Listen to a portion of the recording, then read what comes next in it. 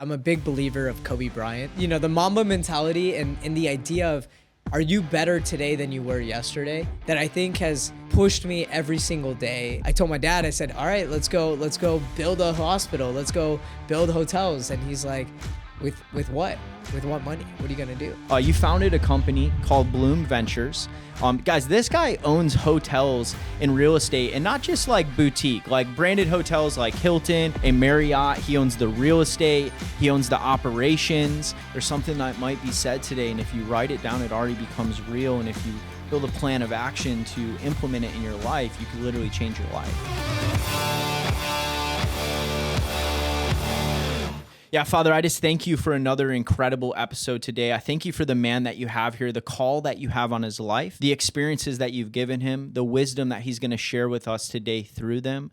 Father, I pray that you bless this conversation. God, give us downloads. God, give me the wisdom to ask the right questions, to bring the gold out of Sujay.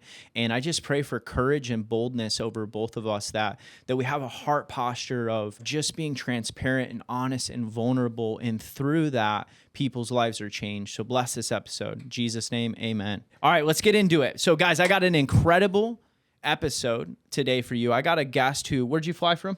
North Carolina. North Raleigh. Carolina. Wow. The Triangle, baby. How long of a flight was that? It was 5.5 hours. 5.5 hours, guys. What did we talk on Monday when we set this up? Yep. It was like Monday, and today's Wednesday, by the way. Bought a flight, flew across the United States, came out here on the show today to deliver value to you. Now, Sujay is an incredible individual. He reached out to me on Instagram. Yep. Through the DMs, and I'm doing a little different of an intro today, so stick with me.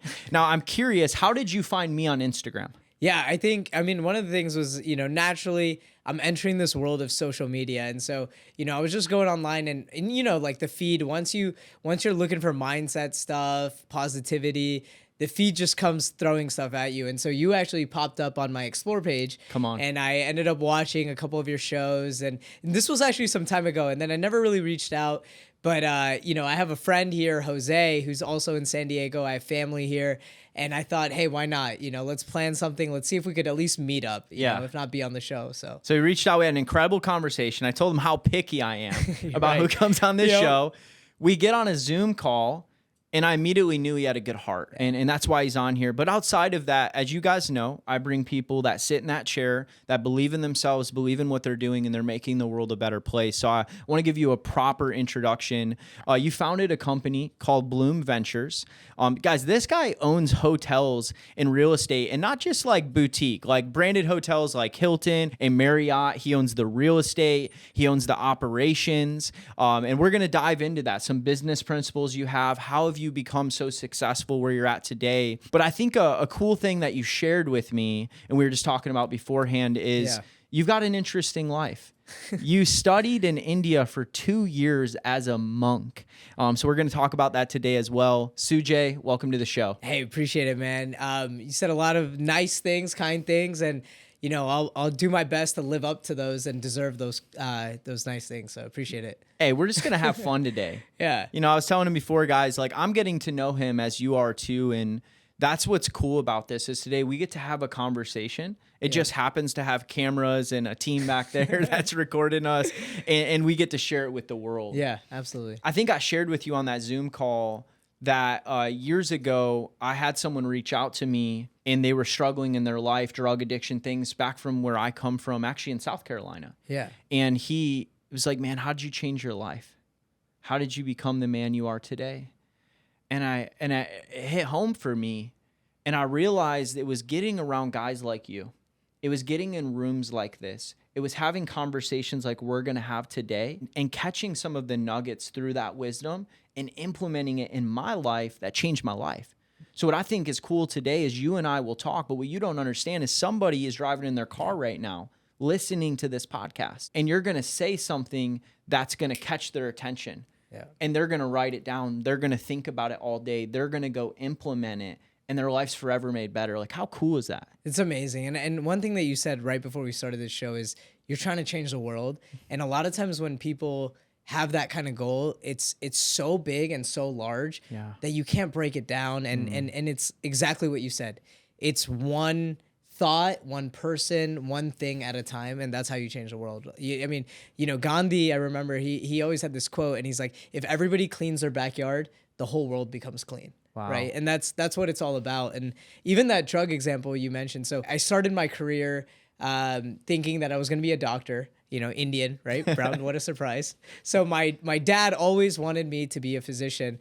And I actually graduated with a neuroscience degree from Ohio State. And I always had an affinity towards healthcare. It's not like I never wanted to be a doctor. Yeah. But I mean, I just wanted to go into business a little bit more than I wanted to be a doctor, right? Right. And so when I decided to go into business, the first venture that I actually did was addiction rehab facilities. So we opened up an addiction rehab facility in Columbus, Ohio. How old were you? I was 24. That's incredible. Yeah, 24 was difficult because, what doctor wants to listen to a 24-year-old try to tell them, hey, you need to speed it up a little bit or whatever, right? So it was definitely tough, and being young was a challenge. But one cool thing that I learned from that experience was it's not the tapering of the medication, the Suboxone, that helps these patients get over their addiction, but it's the counseling, right? It's not the doctors prescribing these controlled substances to them, but it's somebody sitting with them, listening to them, and giving them one thought or one idea that allows them to conquer this like massive challenge that they're facing in their life. So the power of like a singular thought is, it's beyond our imagination, I think. So, Come on. pretty cool. Well, guys, stay aware while you're on this podcast. What is that 1, 2, or 3 thoughts that you have, and write it down. There's something that might be said today, and if you write it down, it already becomes real. And if you build a plan of action to implement it in your life, you could literally change your life. And I think that the people that actually implement the wisdom they learn are the ones whose lives drastically change. Yeah. Now, on that note, and then I want to ask you something after this. Is there a piece of wisdom you received in your life, or a story you can share with us that created one thought for you that you kind of look back on? I know I'm putting you on spot, and you're like, man, that changed the trajectory of my life. Yeah. So I think more than just a singular thought, it's a concept for me. And that's, I'm a big believer of Kobe Bryant. Come on. And so the Mamba mentality. R.I.P. Kobe. But the Mamba mentality and the idea of, are you better today than you were yesterday? And it's that thought, that concept, that philosophy, whatever you want to call it, that I think has pushed me every single day. Yeah. And it comes back to even today. Like, we decided Monday, hey, let's show up. Let's do this thing that we've been trying to plan for a couple months. Yeah. And on Wednesday, I'm across on the other side of the country. You usually don't shoot these, podcasts or shows in the middle of the month. You don't. You have a set schedule. You're also going out of country, I think, at the end of this month, right? Yeah. Cat's out of the bag. Yeah. Oh, sorry. My bad. But yeah, you have travel and you have other things going on. And so, you made it work. I made it work. But again, Mamba mentality. If you think it, if you believe it, make it happen. Right. So, yeah. Dude, that's so good. And I think the level to take action on that is not lived out by many. The concept change for you of, are you better today than you were yesterday? Right. Great concept, great belief system, but a whole nother thing to begin to live and walk it out. Yeah. I actually will tell you, the way that you reached out to me, we set a date, you hopped on a plane. You're going to fly probably total round trip of 11 hours, spent the money to do that, to be here, tells me a lot about the type of man you are. Because I meet people every day that are a lot of talk and say they have a lot of great beliefs, but it's very seldom that I see people walk it out and take action. So I just want to honor you and respect you for that, because clearly you're a man. How old are you now? I'm 32. 32, owning hotels, dude, taking territory, winning in your life, continuing to get better. None of us have arrived, but there's a reason. Yeah. So I hope you guys are catching this. So Sujay, what do you value most in your life right now? Yeah, I think right now I'm at this stage in my life where, I'm thinking family, and 32, I'm married, happily married. Come on. And I heard you got married recently. Let's go. So that's amazing. How is it so far? It's the best thing that's ever happened to me. Oh, that's amazing. Yeah, man. It's Wedding, a blessing. Wedding was great. Yeah, married in Oahu on the North Shore. Wow. So in Hawaii, gave my wife her dream wedding. Intimate, like 43 people, some of our best friends and family. Yeah, man, life's been good since. Yeah. One quick thing, we'll take a little tangent, but one quick thing that somebody told me when I got married was write down 5 points that were like kind of your favorite moments, your favorite memories. It could be as small as, for us, we have this tradition where the brother of my wife will like grab my toe while we're walking, and I don't know the exact significance of it, but like in that moment, he like grabbed my toe and, everything just froze, and, I just like have that etched into my memory forever. And so that was one of my moments, right? Like just sitting on that stage and all my family and friends being there, and just remember it forever. But what happens is, all these amazing videographers and photographers we have, those pictures or videos become our memory over time. And so if you don't kind of like take a moment to just like close your eyes and picture those moments, then again, it's all those moments are going to become third person. So your wife, you guys should definitely do that. That was a so piece of advice that I got that I'm so grateful for 5 years later after getting married. So come on. I got to share one that just came to mind. Yeah, go for it. I think my favorite moment that surfaced right now was after we got married. You walk down to this beautiful like reception tent that we had. There was like a dance floor. You have Hawaii in the background. There's the Magic Hat like islands there, and the sun setting. And advice I got from mentors was throughout our wedding day to pull my wife aside and to just say, hey, let's take a moment to really soak this in. Wow. And I pulled her aside, and our family and our friends are all over here. And I felt like I was watching a cinematic movie of all the people I love and care about were there in the reality setting to celebrate me and my wife on our special day. And they're like dancing and laughing and having fun. And I just like grabbed my wife, and I'm like, all of these people are here for us. Yeah. Like just take a moment to appreciate it. And that's like ingrained in my brain. Like it was so, Hawaii's pretty epic if you've been there, right? So, but like that makes it even better. But just the heightened emotion of wedding with the people you love, with beautiful backdrop. It's just like this movie that I feel like I keep going back to. I feel like I was there right now when you just described it. So come on. The sun setting, and it's the love, right? It's that feeling of like everybody's there for you. No other reason. So I think that's amazing. But yeah, going back to like, I forget exactly what the question was. Value most in your life? And I want to say right now, because I think throughout our lifetime, we're always evolving and changing. And I've been learning more doing this podcast of like, man, where this guy's at right now in his life, on his trajectory of his timeline, of all the things that he'll ever go through and have, he has a unique perspective that you'll never have quite like you do today. Yeah. So like, what do you value most today? Yeah. So right now, today, I would say it's family, right? And so that's what I was getting to is like, got married, have my wife, obviously my nuclear family.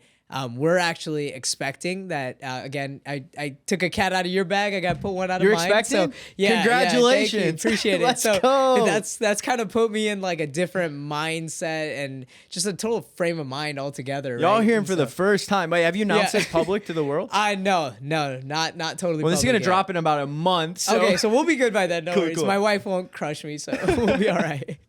But we're expecting later this fall, and so it's gotten me to think a lot about just family in general, and / what kind of qualities or principles I want to nurture in this soul that we're responsible with. And you're a God-loving man, and I'm a God-believing person as well. And I think for me, our belief says that like God has trusted us with this soul into this world, and my wife and I have this huge responsibility to make sure that this soul has everything that it needs to be successful, whatever that means, right, in their life. And I think it's got me to think a lot about stuff more than just like money and business and, truly what's important and what is life about. So I think in this moment, this chapter of my life, like you put it, family is kind of the title. That's so good. Congratulations. Yeah, thank you. You're going to be a dad. I think that's the greatest honor in the world. Legacy through family. We can be successful in business and we can do all these things, but we're going to die. And although it was really cool and we get to impact people through that, and I'm big on being an impact-driven entrepreneur. Sounds like you are. There's something different about a family, about a lineage, about children, in what I heard someone say that once, that inheritance is what you leave behind for your kids, and a legacy is what you give them while you're here. And I just think that like that legacy through our children is so cool. And even your culture, man, like you guys are so great with family. Yeah. You know, I think the American culture, we're a very diverse country though. We have all these different ones, but the typical American family doesn't honor that as much as I've seen a lot of my friends that have just come from culture of family being so important. So I love that, man. What are one or two things that you're shifting your focus on now when it comes to, man, I have a kid on the way and I'm going to start focusing more time on this now? Yeah. I mean, you know, I used to love, I mean, I still love reading. But lately, just with the hustle and bustle of life and being an entrepreneur, there's opportunities everywhere, right? Yeah. And as you become more successful, more doors open and more opportunities come. But at a certain point, you have to be able to say no, and you got to be able to say enough's enough. Yeah. And so I think just yesterday, my wife and I had a conversation, and she's like, "You need to slow down," right? And so I think now it's shifting a little bit from that hustle mindset to, okay, let's spend the same amount of time, if not less. And if we can do more with that time, great. But if not, I'm happy, right? Like whether I make, you know, X amount of money or 2X amount of money, my lifestyle is not going to change, right? Yeah. And money is important because it's a resource. Yeah. And it's a resource to be able to, like you said, help change the world, right? Yeah. If the only reason I can come here and on a drop of a dime is because we have resources Right. available to us, right? And we can do good things. And so, you know, understanding that at the end of the day, money is just a tool to get to where we need to in life, I think is very important. A lot of times we lose sight of that, and money starts to control us. We don't control money. Yeah. Right. And so I think that's extremely important. The second thing, going back to reading, is, just reading books that aren't just like business minded, right? It's just more life, more principle. Like there's this book that I love and I've read it many times. It's Tuesdays with Morrie. And it's about this guy who's, it's always at the end of their life that they have these revelations. So he's this teacher at the end of his life, and he goes through just, all these life lessons that he had learned throughout time. And I think it's an amazing book, and it makes you think a lot, just about purpose and life and how you want to live your life. And so I think those are the few things that we've kind of focused on. The other thing is like also taking out time for God throughout the day a little bit more, because again, it creates this like Zen mindset, and environment in your house. And so being more present, being more mindful of like small things, the environment, especially when your wife is pregnant. I try not to anger her too much. Hormones are fluctuating a little more. Crazy, bro. But no, my wife's amazing, and she's been a champion. But just trying to support her and create that atmosphere that she's trying to create. So, I love that, man. Thank you for sharing that. It's interesting because you talked about slowing down. I actually believe that less is more, and that actually by prioritizing, creating boundaries in business, our businesses accelerate, because we think what got the business off the ground is what's going to take it to the new level. But often leadership is more important than like doing in companies and organizations once they're off the ground. So I wouldn't be surprised, man, if you see your business grow even faster by saying no to more people, doing less, slowing down. And I know that we have slight different faith, but still very similarities. And I know that I at least believe personally that when you're faithful with what God has given you, like a son, like a wife, like a family, that he supernaturally accelerates these other areas of your life. And it actually becomes easier, right? Because like you're being a good steward of what you have, which is your family. Yeah. And so I'm excited for that, man. Now, I would love to go a few places. I'm just going to kind of, if you'll stick with me. All good. You have achieved financial freedom at 32 years old, yes? Yes. That's rare. Very small percentage of society can truly sit with confidence and say that. Yeah. How did you do it? Yeah. And I want to allude to something you touched on, and it's about our culture. And that family aspect of our culture. Yeah. And one of the most, coming from Indian roots, I think is a huge blessing in my life. And part of that is because of the way our family structure is. And for those who may not know or, be as exposed to that. Educate us. Yeah. Man. So a lot of Indian families, they grow up with 3 generations in one household. Wow. And so especially in India, like more traditional, the grandparents, the parents, and then the kids or the grandkids, right, will all be in one household. Sometimes if the grandparents live long enough, it'll be 4 generations in one household, which is, it's ridiculous. And sometimes those houses are small. I mean, they're not these mansions that, you see here every day. But so I think that was a blessing that I actually grew up with my grandparents, my parents in the same house. And, though now, being born and raised in America, we fuse these 2 cultures. And I no longer live at home at the moment. I still believe that, I was only able to achieve what I did because I stand on the shoulders of giants, and that is my parents, right? They sacrificed everything, literally everything. I remember my parents told me a story when they immigrated from India.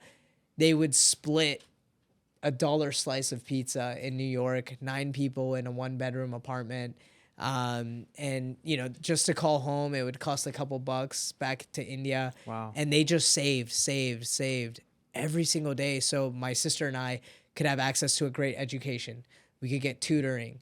We could, have SAT tutors or ACT tutors or MCAT tutors, whatever it may be. Right. And even when we wanted toys or a car to take us from practice or, classes, extracurricular activities, we were able to do all of that. But it's because they lived beneath their means every step of the way. And my dad is an entrepreneur. He's done very well for himself.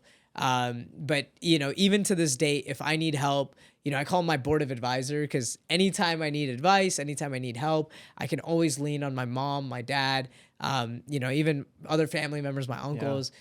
They're always there to support me, and we're kind of all in this together. Wow. And so, that's one of the reasons why I feel like I've been able to do what I have done. Yeah. Even when I shifted away from medicine and I decided to go into entrepreneurship. And sometimes it's not even just, here's our checkbook, right? Here's the bank account, go do what you need to, do whatever you want. But sometimes it's the hard lessons. Or, when I first decided I don't want to go into medicine, obviously my parents weren't super happy, and they wanted to push me into medicine because they understood that it would be a good, safe route for me to follow, where I would be, financially, I would be set. It's a well-respected field. And so they wanted all those good things for me. It wasn't selfish at all. But in that moment when I switched, I told my dad, I said, all right, let's go build a hospital. Let's go build hotels. And he's like, with what? With what money? What are you going to do? I have a job available at one of my properties if you want a job. And that kind of lit that fire under my butt. And I was like, oh man, I got to get to work. I got to figure this out. Right? Exactly. And when your back's against a wall, that's when you elevate. That's one of the best gifts you can have, is having to figure it out. Right. And so, I think it's, in one of the analogies we use, it's like the softness of the flower and the sharpness of a blade, or, as Muhammad Ali would say, sting like a butterfly, or fly like a butterfly, sting like a bee, right? And so he had both of those, growing up. And my dad would sting me like a bee when I needed to, and he would help me fly like a butterfly when I needed to as well. So, I think that was one of the reasons why I was able to do what I did. And I think it's generations. It's not just 32 years, but it's generations that's gotten us here. And hopefully my kids will be just as blessed. That's legacy, bro. Yeah. So, dude, that is incredible. Like, even as I listen here and you say that, like, you really are standing on the shoulders of giants. And I think about your kids and like what they're going to get to stand on. Yeah.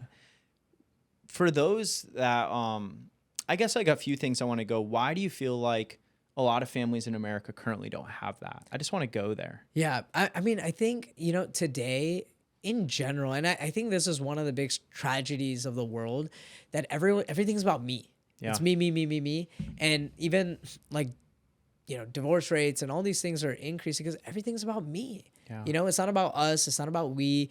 And something we talked about right before this is like, I already feel that brotherhood between us. Yeah. We've never met. We sure as heck don't share the same parents, right? We're not even the same skin tone, different fates, right? But there's something There's something that connects us. And I feel like that connection, like people just don't feel that every day. And, you know, honestly, California is a little bit different, where I think the culture here is a little bit more, you know, in tune with nature and all of that. But if you go to like the cities of America and Western culture in general, I feel like it's materialistic. It's about money. It's running behind things constantly. And people aren't even bad, you know, naturally that believe in these things, but it's just, we're just so into this hustle and bustle that we don't step back and think, right? Yeah. And we don't think about what's important. And I think if people had that moment to step back and think about, you know, what is really important in their life, then, you know, again, family will become more of a priority. And I think that will naturally change. But that's so good. Yeah. I mean, fortunately, we live in a very selfish time. Yeah. And pride. I think a lot of it probably comes from pride, you know, and there's also this new generation, which is really us. There's even generation behind us now of we have information's no longer the problem. So at one time, wisdom came solely from storytelling and parents and grandparents speaking into us.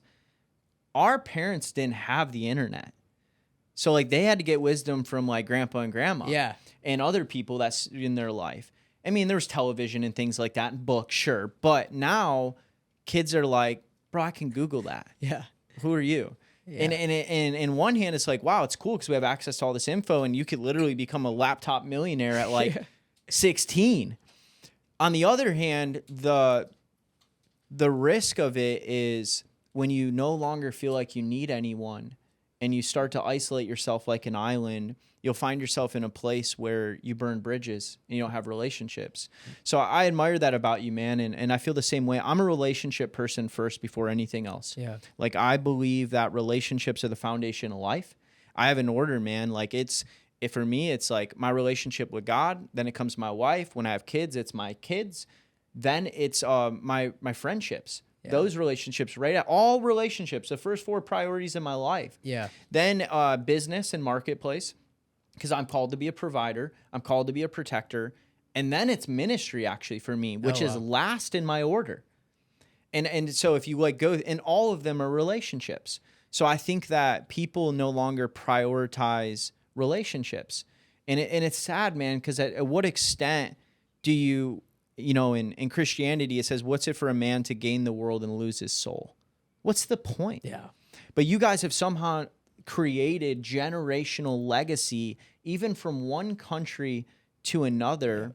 Do you feel like you're going to be able to maintain that as a father with your kids? Yeah, and the other thing is my wife is a physician. So, you know, even I can hide the fact that, you know, maybe we're not, you know, monetarily great if I start, you know, living a little bit below our means and stuff. But they're going to know my wife's a doctor. Like they know, they could look up Google how much an anesthesiologist makes, right? And it's funny, my friend and I, we would always talk about this, but we genuinely believe that having money is a direct, you know, opposition to developing character. Like it becomes inherently more difficult the more money you have to instill character, because you know, just, I mean, you think that they'll get spoiled and all of that, right? And so I do think it will be difficult, but I think because of my background, the principles and lessons, and we call it sanskars in our culture, which is like lessons, but lessons about like life and, you know, those values that we've been given. And so I think because of those sanskars that I've been given in my life, I'll hopefully be able to pass it on. And the other thing is, like, I also want my grandparents or my kids' grandparents to be a part of their life. And I think, you know, having that 3-generation, you know, pedigree really helps, and, you know, helps pass that along. And then we have people like you, right, in our lives that will always be there and supporting us and our village. Yeah. And so I think when you have that, I'm honestly not scared at all. I feel like we have a huge village behind us that's going to be able to, you know, help us through this journey, right? And at the end of the day, I mean, the other thing we believe is this idea of karma. Yeah. So I think the soul comes with a certain amount of baggage that they already have, and it's our job as parents to provide, you know, as much as we can and to give as much as we can. But at the end of the day, like, even so much of that is out of our hands. Wow. And so it's our duty to do the best that we can. And maybe that's a lesson for us as well, right? And not being so attached and, giving everything you can and then letting go. And you put in your efforts and then, you have no control over the results. Yeah, that's so good. Thank you for sharing that. Learning a lot. I want to bring it back to financial freedom. We're in a time right now where the economy is scary. We were talking about this beforehand. There's a lot of fear in the atmosphere about the unknown and what's going to happen. And I want to kind of hit this on two fronts. I think it's important because success leaves clues. So we can learn from you and your path to success, which you started on. We also can learn from your perspective of the current economy. I'm big on that. Like, I want to know your perspective on things because I know wisdom tells me that I really know I don't know much. Yeah. Right. And enough wise conversations with trusted advisors, right? Not everyone's advice I'm going to take on the economy. Right. But somebody at 32 years old who has created financial freedom, I want to know your perspective because I want to glean from it and learn from it. So, can you tell us how you've achieved financial freedom? Just a little bit and some lessons to share along the road. And guys, there's a million ways to skin a cat. There's no right or wrong way to succeed. I just want to disclaimer this, right? Like, you glean from him, learn from him, take what applies and leave the rest. But how did you do it? And then what do you feel about the economy right now? And what's some of those perspectives and insights you can give us? Yeah. I think that's perfect what you said, that there's many different ways to achieve financial freedom, and there's no right one way, and what may work today may not work tomorrow, right? And so that's really important to understand. Yeah. For me personally, it was through hotels and through real estate. And so my first deal that I ever did, I leaned on family, took out a loan, went out, got my first deal, and we ended up crushing it. I mean, that deal was a 1 in 100 type of deals. And, when your first deal is successful like that, it gives you the basis to go out and do more and multiply. If you fail in your first deal, it becomes exponentially more difficult because now you're 5 steps back. If your first couple of deals are successful, now you've gotten to a point where you can afford a couple misses. And so I got really lucky in that sense where, God had blessed me. Our first deal was great. And then I started getting into the development business. And so we started developing hotels ground up. So we would buy a piece of land, we would build hotels. And hotels are very operationally heavy. And what that does is it creates a little bit of a risk because of the operational perspective, as opposed to other real estate asset classes that are more passive. Right. So that operational aspect, if you understand it and you're good at it, now all of a sudden that risk it's an asset, right? It's something that's great because you can mitigate it, and there's more cash flow, but there's less risk because you know how to control it. And so we were really good operators, and so we're able to cut down expenses, increase the bottom line. Did you guys operate these hotels like? You work with big brands. In the beginning, did you work with Hiltons and Marriotts? Yeah. So in the beginning, we worked a lot with Choice. Okay. So like Comfort Suites, Comfort Inn, Best Western, even Wyndham. So that's like Days Inn. Yeah. Those kinds of brands, Holiday Inn Express. And then we slowly, got into Holiday Inn Express. And then I think Hilton was the next one we got. And then Marriott. Now we're building our first Hyatt. And that's so awesome. Now we have our hands in most of the brands where, we buy, sell. And now when you buy the land, hey, I have a great spot for a hotel. Yep. Do you have to sell it to that company on why they should allow you to put a branded hotel in that area? Yeah. Oftentimes, we will have to sell it to the brand. So I'll go out and I have reps, right, with all the brands now, and I'll go out and make my 3-4 phone calls, and they'll either fight for it or tell me, hey, we actually just put a new Hilton brand right next door.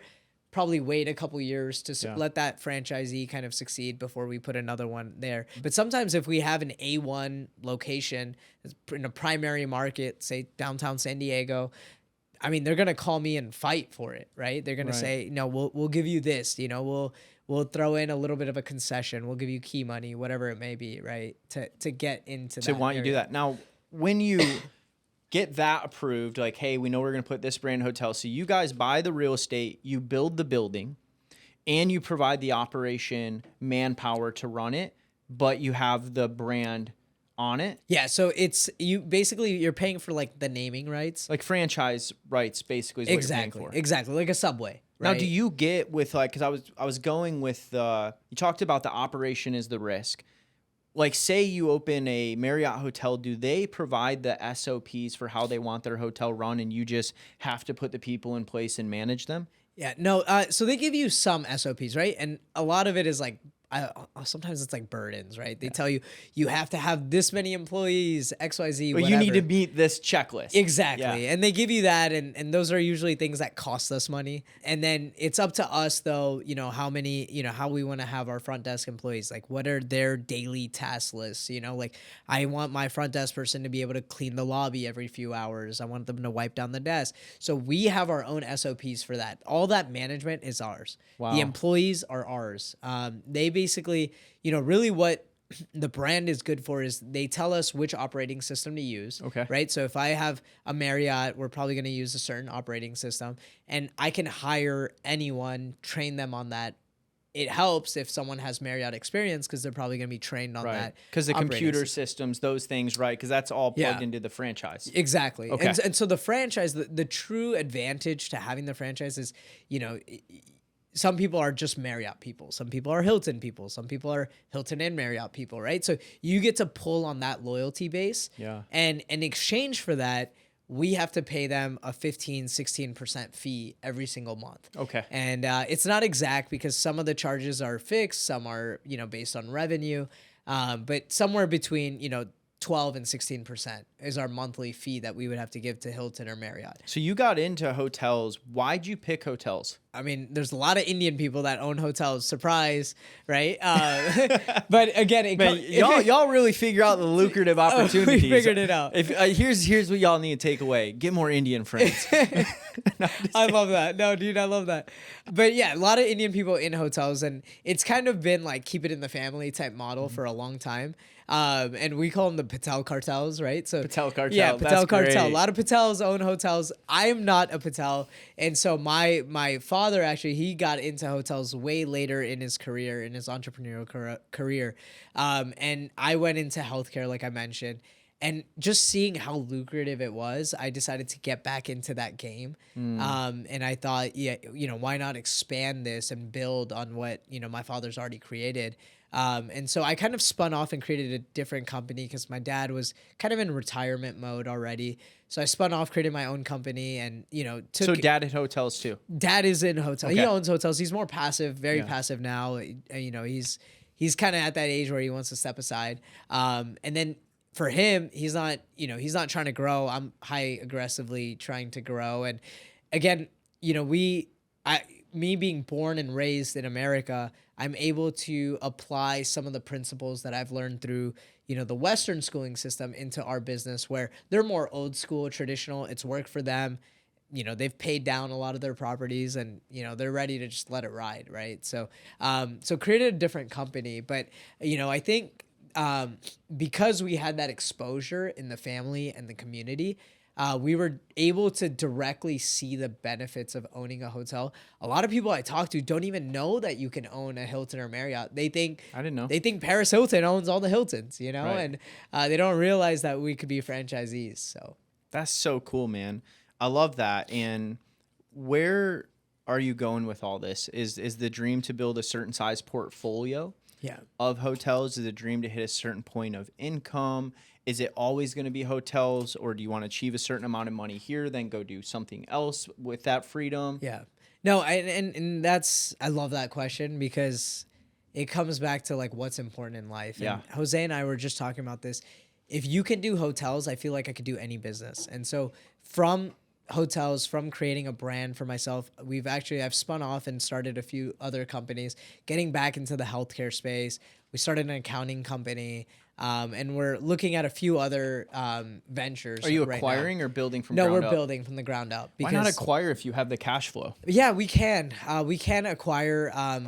Oftentimes what happens is another hotel deal falls on my lap, and then you want to put the cash back into what you know. Yeah, and I feel confident enough that I can build any type of business at this point where it's like, why not? And what I've started doing is I get strategic partners somebody who's looking to get into that space. And now all of a sudden, they have a successful business and we have another successful business, right? And like I mentioned earlier, I mean, X amount of money versus 2X versus 4X, my lifestyle's not going to change. I'm not trying to live so lavishly that I, forget my roots and all of that. I mean, that's not my goal, but money is a resource. Right. Name recognition is a resource. Brand is a resource. And using all of that, you can do so much in this world, right? And so one of my next goals is to start a sports camp. I love sports. Yeah, because you love sports. I love sports. Yeah. And so I want to start a sports camp, and I want to teach lessons through sports, kind of what Kobe Bryant started doing later in his life. And he started writing books and teaching lessons through sports. And so I want to teach values through sports, and that's one of my like life dreams and goals. And one of the reasons why I want to create a brand is I want to be able to leverage the brand to bring, highly recognized athletes and bring them to the camp. And it's not for money. They're not going to get paid, but I want them to come and inspire kids. And you want to have the brand that has the influence to pull that. Exactly. Now, this is a good pit stop in our conversation. Yeah. Let's talk about brand. Yep. You are in a process of building your personal brand, yes? Yes. And you've kind of hit on it. Why are you focusing on personal brand? Why now? And let's just start there. Why personal brand? Why now? Yeah. One of the biggest reasons was I realized that the world, in high school, the entire high school is connected. You have a little bit of clout. You're a star football player, basketball player, whatever. You know everybody. You're connected to everybody. You have a connection. All the teachers, all the students. The world has now become one big high school through social media.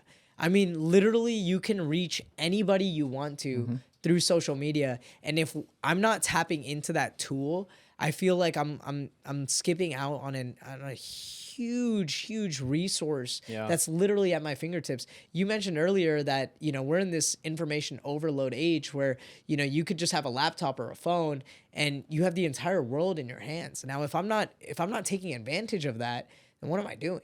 Right. And so because of that thought and because of this goal that I have to leverage the brand into doing something more meaningful in the world, I feel like, getting into the world of social media is an excellent way to do that. Yeah. So, and it's leverage. yeah. Yeah. And I think I love that. And I love the high school analogy because I think about in high school, I was always good at building relationships. So I was kind of friend with like every type of group. Yeah. If you had the cliques, right? Like I was the guy that got along with everyone. Like I played sports, so the jocks were like my homies. But I also smoked weed, so I always hung out with the skater kids and this and that, and they were like my homies. I was really smart, and I was always kind and, a good-hearted man. So like all of the quote-unquote nerds, were like my best friends too, right? Like I nerded out on stuff with them. And I had built all these relationships, and it made my high school experience so much easier because I was good at cultivating relationships with people. And I was thinking, I was like, dang, you're right. Because like the more you get in the social media world, the more you build the brand, the more leverage you have, the easier this is. Like you're flew across country in a podcast studio because I post videos on the internet every day and we connected. No other reason. And I guarantee you this is not the last time we're going to be hanging out. No, not at all. We're going to build relationship. Yeah. And this is my favorite part of doing this because I love people so much that this is the fun part for me. Yeah. Like I get to know you. I get to build relationship with you.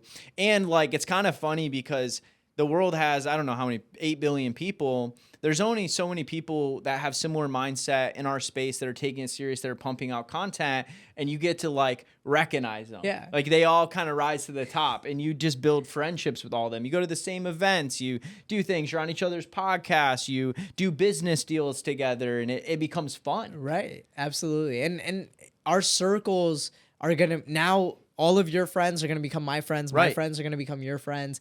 And just like you said, like you were a part of all of those circles. This is how you do it. It's multiplication too. Yeah. And you don't know at what part of your life, I gotta buy a hotel with Sujay. Like that's what's gotta happen now. I'm like, I want a Marriott. I want a Hilton. Hey, the best part about owning a Marriott or a Hilton is the employee discount. There we go. Dude, say no more. We travel a lot. Yeah. So you guys are going to see me own a hotel in a few years. You're going to know it's because of this relationship. I just hope y'all are catching this. Success leaves clues. So I love that, man. So, all right, you got into hotels, you had success. We took a pit stop on brand and the value of that. Let's go to economy. Yep. Let's talk about and address the fear going on. Yeah. And let's get your perspective on economy, on opportunity, on, is there things we should be afraid of? Is there opportunities we should be looking for? Or at least what are you looking at? Yeah, it's a crystal ball question, right? It's honestly anyone's guess. Wait, you don't know the future? I don't know, man. I don't know. Yeah, sorry, that's really why I brought you here. Right? But it's a $1 million question right now, especially, for me personally, I'm feeling election year. Just today, the new CPI just came out, not favorable. So interest rates look like they're going to be higher for longer. I'm starting to doubt if they're even going to cut this year. I mean, you asked me 3 months ago, I think that the people who said that were ludicrous. But things are looking a little bit grim. And it's been a roller coaster for the last 2 years. Some sectors like office have gotten, slaughtered way earlier. Multifamily is now struggling.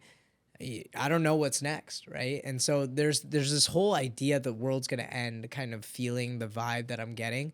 On the other hand, the stock market this week kind of slowed down, but a couple of weeks ago it went on a run, right? Crypto's going on a run. So it's difficult to say exactly what's going to happen. And I feel like we're at this very pivotal time right now where the government is going to have big decisions to make, right? We're either going to go here or we're going to go way down here. And so I think the two results or the end games are becoming more and more polarized with every week that goes by. So definitely worried a little bit. But at the same time, I think, we're not people to sit around and, wait for circumstances to determine what we're going to do. Yeah. We're the type of people to create our own circumstances, right? So we have to get creative and we have to make deals out of things that may not be deals. And we have to partner with the right people, build those relationships, because that's what's going to help us, be resolute through any hard time. I mean, we're still out buying properties. Right now, we're about to buy a property that I don't think we would have even been able to get our hands on if the economy wasn't like this. Because so many people are sitting on the sidelines, we're able to get in and we're able to get a piece of real estate that I don't think we would have been able to buy otherwise for a decent price. Yeah. As long as we're smart and we're not over leveraging ourselves and we're not putting all of our eggs in one basket, I think, at the very worst case, we have to just get through the next 12 to 18 months and then we're going to be fine.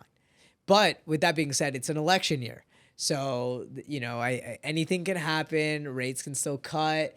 Everything could boom from here. It's really just it could go either way at this moment. But one thing about the economy is like everything online, everything on social media, everybody's talking about the world's gonna end, and the other side is saying the world's gonna end, so there's gonna be a ton of opportunities. Well, those opportunities come at a cost of somebody else, right? And so somebody else is struggling, therefore you're able to jump in and take the deal, or get something that's a short sale, or goes back to the bank. Chaos creates opportunity. Chaos creates opportunity. And usually when there's fear, that's when you buy. Yeah. Not when everyone's like, you should buy right now. That's when you hold. Or sell. And so going back to that, I think it's important to also understand that. And I'm at a point where even when buying something, like my dad was just telling me the other day, there was an issue. It's, a home that we were trying to buy. And, I was like, Dad, I could probably, push them to give us 10 grand off because, now their back's against the wall. And my dad's like, come on, like, do you need that 10? Why don't I give it to you? Like, let them leave with like some dignity, and you go in happy. You go in feeling like, this is going to be great, and the vibes are good, the vibrations are good, all of that, right? And so there's a little bit of that, I think, that's also important at this stage, and understanding that, like, some people are just struggling. Some people are struggling hard. And so, when I go in and we're trying to do business, I'm not trying to just like, push people into the corner and say, hey, come on, like, give us your socks and your shoes and your underwear too. Yeah.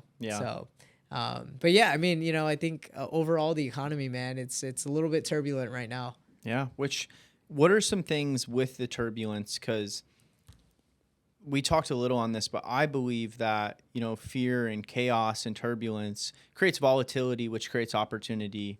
You can make a lot of money or lose a lot of money. Yeah. Is there anything you're aggressive on right now in this time? Is there anything you're like, I'm not touching that until I know? Yeah. I think multifamily is going to become a little bit more of an opportunity in the next 6 months. A lot of multifamily who had like variable rate loans, those assets are going to be in trouble, especially the ones that are coming to mature now. In the hotel side, the one thing about hotels is there's a lot of cash flow. So you're able to pay down high interest rates. You just might not have a lot of money coming home, but because of the cash flow, you're able to meet those debt service payments. Yeah. And so I think some hotels may struggle because, the first thing to go in a recessionary market is travel. Right. People aren't going to be traveling. So, I mean, definitely, I think revenues are going to drop. But then again, inflation has gone up so much, costs have gone up, that I don't think the rates of the rooms have gone up as much as other industries. Like flights are so expensive nowadays.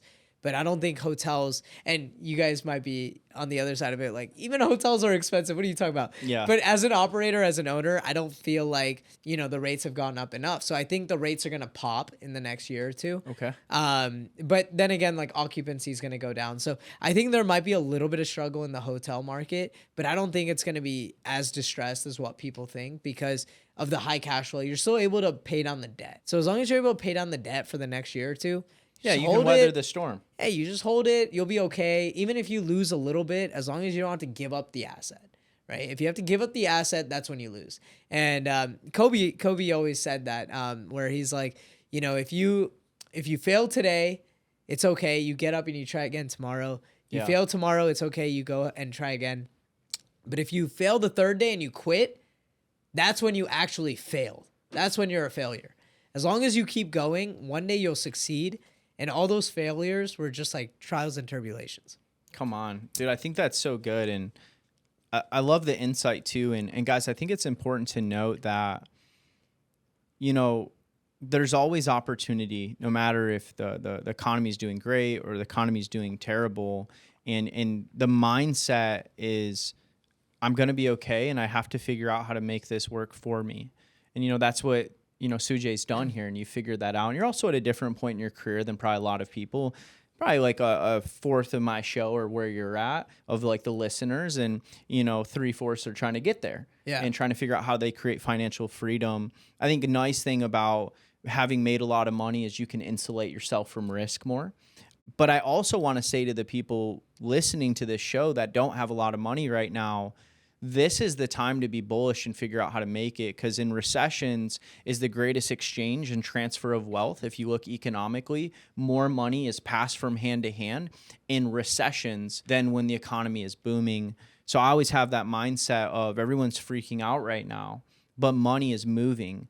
All you have to do is how do you figure out how to reach out with your product, your service, your business, what you do, and grab some of it. And often pennies on the dollar. Yeah. Especially with real estate right now. I think you're right, dude. I think everyone was so bullish because real estate was thriving. Dude, multifamily, a lot of my buddies, single, all these things, it's going to go on sale. Yeah. If they can't hold the debt note, they're going to have to liquidate. And people are going to come in with cash and they're going to buy it up pennies on the dollar. And I think now what you said is like, for people listening, like now is the time that you start building the relationships that you need, start building the networks, start building relationships with the lenders, whatever it is. Now is the time you do that. So that way in 3-4 months, when those things come for sale, you're ready to move.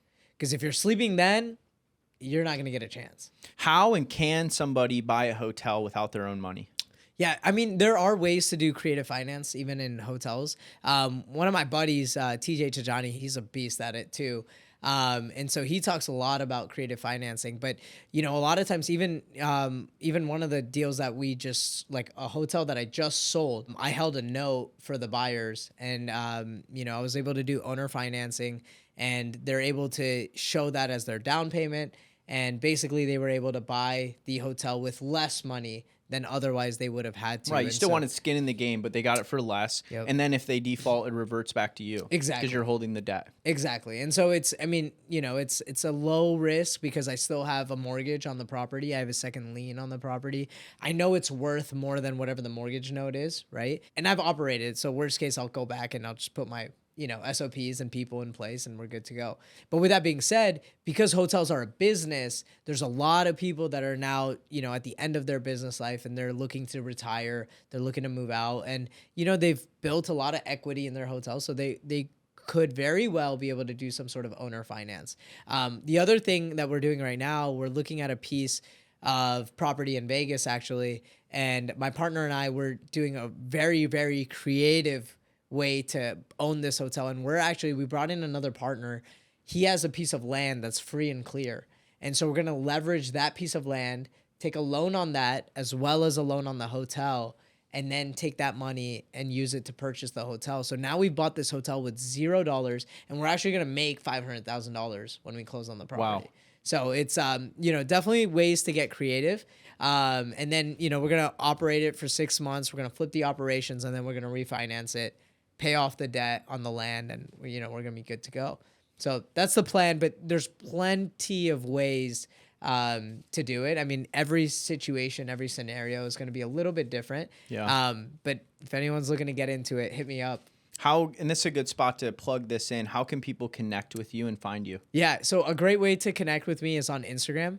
So Sujay Mehta is my Instagram handle. I didn't say the last name at the beginning if you guys didn't notice, because I was like, I don't want to butcher this. Yeah, all good. But Mehta is how you say it. So Mehta.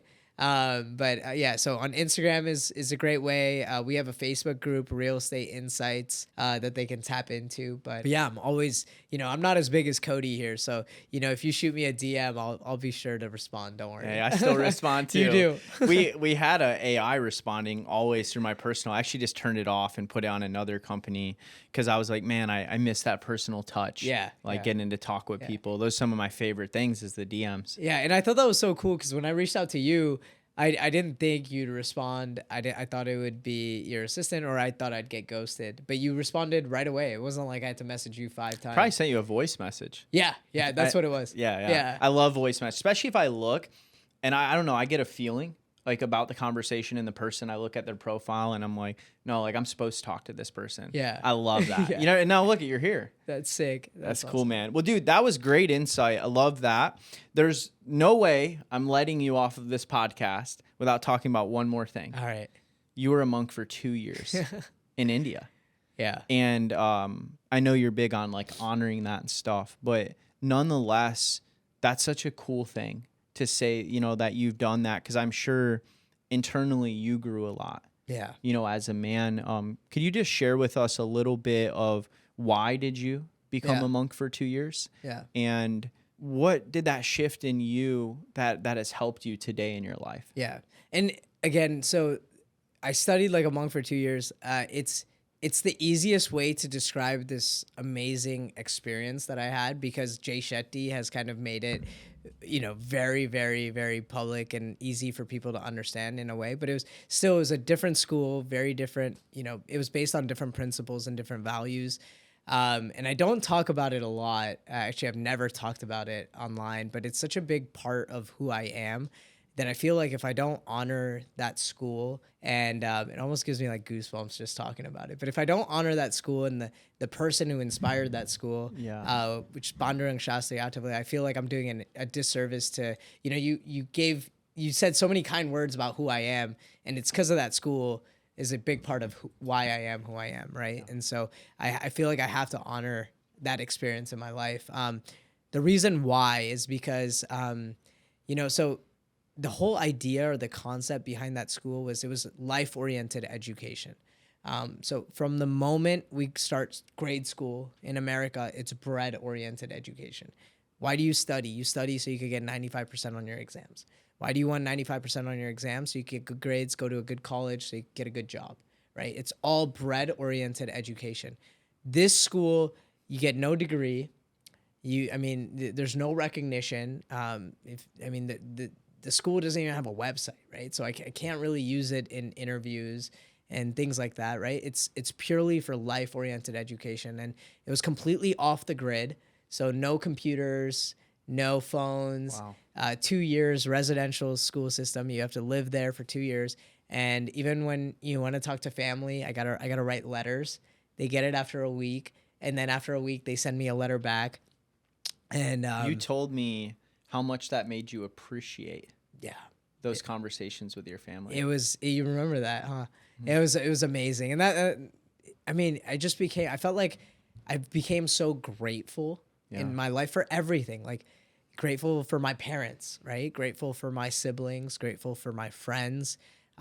Grateful for even my washing machine, because we didn't have a washing machine there. We'd have to wash our clothes with our hands. So just grateful for everything, you know, and it just a perspective of gratefulness. And there's a lot of science out there today that shows like how having a grateful perspective can affect your life from like a scientific perspective. Wow. And so, you know, that's just one aspect of how that school kind of changed my life. Yeah. And you know, when you have to write a letter, as opposed to just like shooting a text off and saying like, I love you or miss you, you know, but when you have to write it in a letter, you can't just write a letter and say, I love you and send the letter, but you got to say, I love you and I miss you because of X, Y, and Z. And you got to unpack the entire idea and the emotion of what you're feeling. Yeah.